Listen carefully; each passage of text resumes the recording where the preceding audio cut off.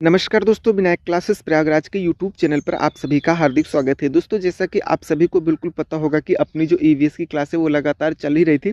कल से हम लोगों ने सीडीपी की क्लास को भी स्टार्ट कर दिया है, जिसमें हम लोगों ने पहले क्लास को पूरा कंप्लीट कर लिया है। आज दोस्तों आपका दूसरे नंबर का क्लास है और बिल्कुल सिलेबस के अकॉर्डिंग ये क्लास चल रही है। तो अगर आप पहली वीडियो को ना देखे हों तो उस वीडियो को जरूर देख लीजिए, क्योंकि आपको उसमें बहुत सारे इंपॉर्टेंट पॉइंट्स मिलने वाले हैं जो कि आपके सीटेट एग्जाम में बार बार पूछ लिए जाते हैं।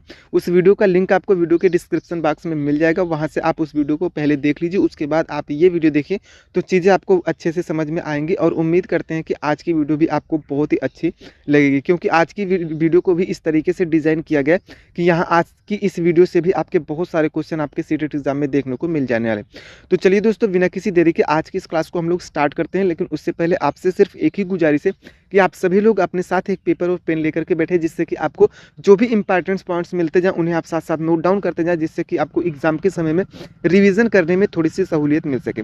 तो चलिए दोस्तों, शुरू करते हैं आज की क्लास, जिसमें हम लोग सबसे पहले मनोविज्ञान की परिभाषा के बारे में देख लेते हैं। यानी कि दोस्तों, आपके जो कुछ दार्शनिक थे, जो कुछ मनोवैज्ञानिक थे, उन्होंने क्या क्या परिभाषाएं मनोविज्ञान के बारे में दी हैं, उन सभी के बारे में हम लोग विस्तार से चर्चा करते चलेंगे। उसके बाद जो है आगे मैं आपको मनोविज्ञान की जो प्रकृति होती है उसके बारे में बताऊंगा।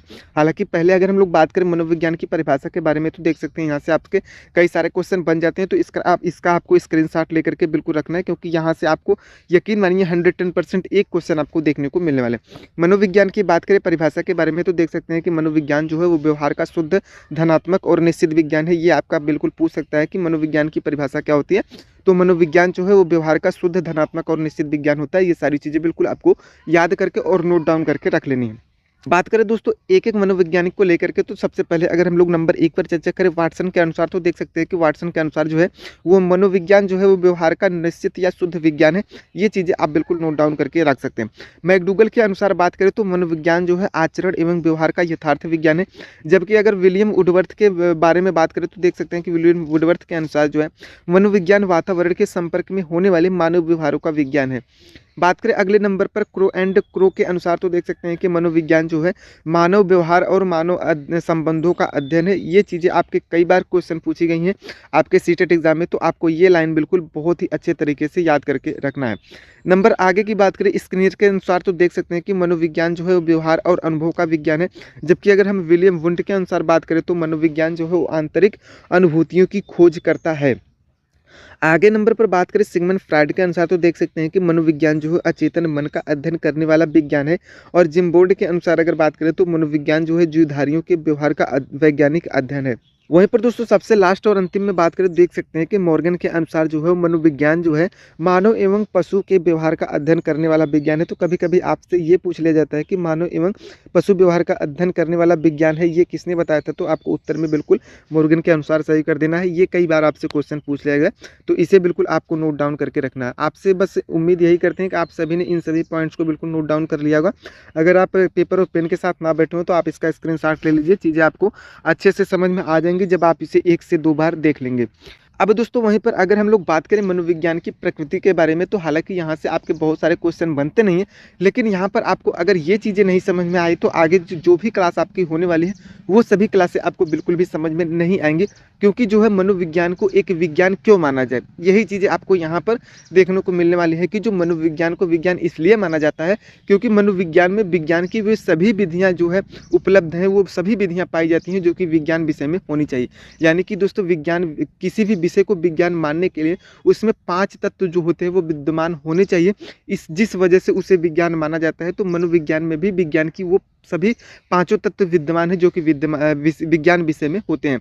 क्या क्या होते हैं अगर उनकी हम विस्तार से चर्चा करें, तो देख सकते हैं नंबर 1 पर वैज्ञानिक विधियाँ। लेकिन उससे पहले मैं आपको थोड़ा सा यहाँ पर जो चीज़ें लिखा हूँ उनके बारे में बता दूँ तो आपको ज़्यादा चीज़ें क्लियर हो जाएंगी। देख सकते हैं कि इसमें कोई संदेह नहीं है कि मनोविज्ञान एक विज्ञान है, ये एक विज्ञान है।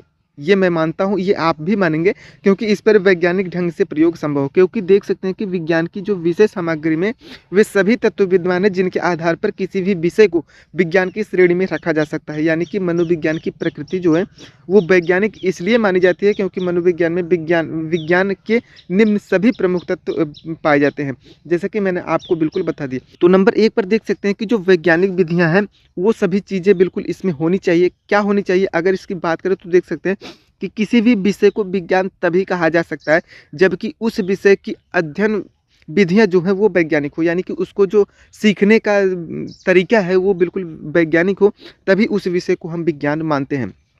यानी कि दोस्तों देख सकते हैं कि मनोविज्ञान की जो ज़्यादातर विधियाँ होती हैं वो वैज्ञानिक होती हैं, क्योंकि मनोविज्ञान की समस्याओं के अध्ययन में हम प्रयोगात्मक विधि के अतिरिक्त जो है वो निरीक्षण विधि, सांख्यिकी विधि, गणितीय विधि, मनोयति विधि आदि का प्रयोग करते हैं।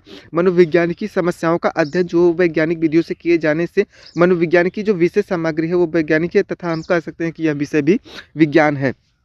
यानी कि मनोविज्ञान को हम विज्ञान इसलिए कहेंगे क्योंकि इसमें जो प्रयोगात्मक विधि के अतिरिक्त जो है आपका निरीक्षण विधि, सांख्यिकी विधि, गणितीय विधि और मनोयति विधि आदि सभी जो है वो प्रायोगिक रूप से बिल्कुल उपलब्ध होते हैं। तो आप देख सकते हैं कि जो नंबर 1 पॉइंट है वैज्ञानिक विधि, ये सारी जो विधियां हैं वो बिल्कुल मनोविज्ञान पर लागू होती हैं, जिस वजह से हम मनोविज्ञान को विज्ञान का एक दर्जा देते हैं। वहीं पर दोस्तों देख सकते हैं कि जो एक विज्ञान को विषय मानने के लिए आपकी प्रामाणिकता होनी चाहिए, वो सभी चीज़ें बिल्कुल विद्यमान होती है।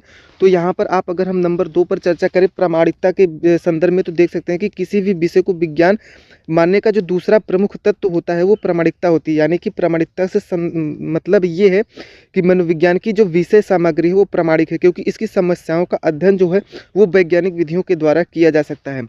वहीं पर दोस्तों नंबर 2 पर हम लोग चर्चा करें प्रामाणिकता के संदर्भ में, तो देख सकते हैं कि किसी भी विषय को विज्ञान मानने का जो दूसरा प्रमुख तत्व है वो प्रामाणिकता है, क्योंकि मनोविज्ञान की जो विषय सामग्री है वो प्रामाणिक है। यानी कि इसको हम किसी भी तरीके से प्रमाणित कर सकते हैं कि मनोविज्ञान जो है वो एक विज्ञान है, क्योंकि इस पे जो वैज्ञानिक ढंग से प्रयोग है वो सभी बिल्कुल संभव होते हैं। इसी वजह से हम इसमें देख सकते हैं कि इसमें प्रामाणिकता भी पाई जाती है। नंबर 3 पर बात करें वस्तुनिष्ठता के बारे में, तो देख सकते हैं कि किसी भी विषय को विज्ञान मानने हेतु आवश्यक है कि उसमें वस्तुनिष्ठता हो। यानी कि अगर हम वस्तुनिष्ठता की अर्थ की सामान्य भाषा में बात करें, तो किसी भी समस्या का अध्ययन अगर मान लीजिए कई अध्ययनकर्ता कर रहे हैं और वे सभी लास्ट में एक ही निष्कर्ष पर पहुंचते हैं, तो उसे हम वस्तुनिष्ठता कहते हैं। यानी कि उसमें वस्तुनिष्ठता पाई जाती है। तो किसी भी विषय को विज्ञान तभी माना जाएगा जब उसमें कई अध्ययनकर्ता मान लीजिए कि प्रयोग कर रहे हैं और वो सभी अलग अलग रास्तों से प्रयोग करते हुए आ रहे हैं, लेकिन एक ही मंजिल पर पहुंचते हैं, तो उसमें कहीं ना कहीं वस्तुनिष्ठता होती है, जिस वजह से उसे एक विज्ञान का दर्जा दिया जा सकता है। तो कहीं ना कहीं मनोविज्ञान में भी वस्तुनिष्ठता पाई जाती है, जिस वजह से हम मनोविज्ञान को विज्ञान का एक दर्जा दे सकते हैं। अब वहीं पर दोस्तों अगले नंबर पर बात करें, तो देख सकते हैं कि भविष्यवाणी की योग्यता, यानी कि किसी भी विषय को विज्ञान मानने के लिए उसमें भविष्यवाणी की योग्यता भी विद्यमान होनी चाहिए, यानी कि उसमें हम भविष्यवाणी कर सकते हैं। तो यहाँ पर देख सकते हैं नंबर 4 पर किसी भी विषय को विज्ञान मानने के लिए उसमें भविष्यवाणी की योग्यता का होना भी आवश्यक है, क्योंकि भविष्यवाणी की योग्यता का अर्थ यह है कि किसी भी व्यक्ति के व्यवहार का अध्ययन करने के आधार पर उसे यह बता दिया जाए कि यह व्यक्ति भविष्य में कैसा होगा।